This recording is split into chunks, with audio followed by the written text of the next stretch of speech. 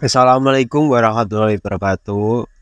Di sini saya akan memaparkan materi saya, yaitu kriteria pemilihan strategi pembelajaran. Nah, sebelum ke materi, saya perkenalkan, nama saya Jafar Rizal Rizky dengan NIM 222 07026. Strategi pembelajaran. Strategi pembelajaran melibatkan penyesuaian materi, karakteristik siswa, dan kondisi kelas. Guru harus memilih strategi yang memungkinkan siswa aktif berpikir kritis dan relevan dengan kehidupan. Pemilihan metode dan media harus sesuai dengan kebutuhan siswa serta tujuan pembelajaran. Fleksibilitas strategi penting untuk menyesuaikan dinamika kelas dan mendukung partisipasi serta pencapaian tujuan pembelajaran. Nah, dalam kriteria pemilihan strategi pembelajaran yang bermakna terjadi ketika siswa dapat menerapkan materi yang dipelajari dalam kehidupan sehari-hari. Jadi, guru harus menghubungkan topik pembelajaran dengan kehidupan siswa dan merayakan keberhasilan mereka. Strategi pembelajaran mencakup langkah-langkah yang direncanakan oleh guru, termasuk media, metode, dan sarana untuk mencapai tujuan pembelajaran. Nah, menurut Mager, strategi harus satu berorientasi pada tujuan pembelajaran yang sesuai dengan keterampilan yang dibutuhkan. Yang kedua, menggunakan teknik pembelajaran yang relevan dengan keterampilan yang diharapkan dalam dunia kerja. Yang ketiga, memanfaatkan media pembelajaran yang beragam untuk merangsang panca indera siswa.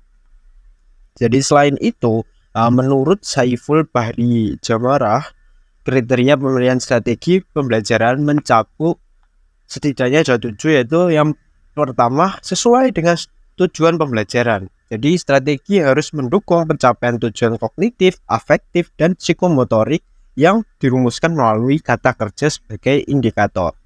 Yang kedua, sesuai dengan jenis pengetahuan. Jadi beragam strategi diperlukan untuk jenis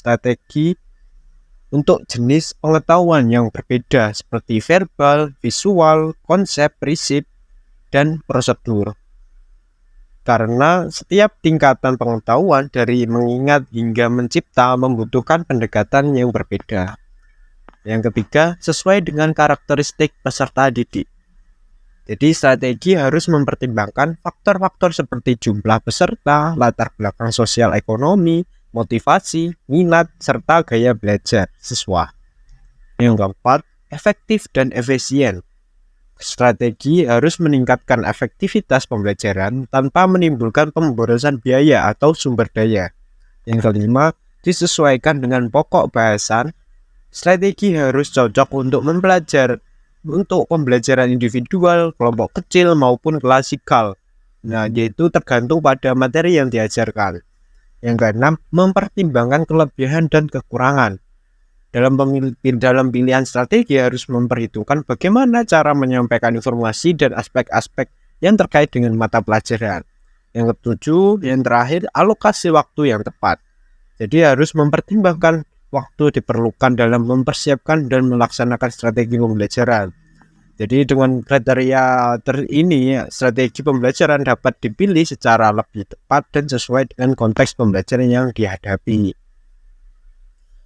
Nah, kesimpulannya, pemilihan strategi pembelajaran harus mempertimbangkan tujuan pembelajaran yang jelas di berbagai ranah, fokus pada keterampilan yang relevan dengan dunia kerja, dan penggunaan media yang bervariasi.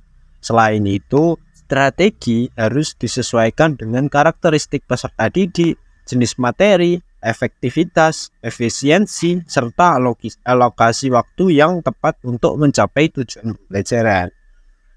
Nah, jadi seperti itu dalam pemilihan kriteria strategi pembelajaran.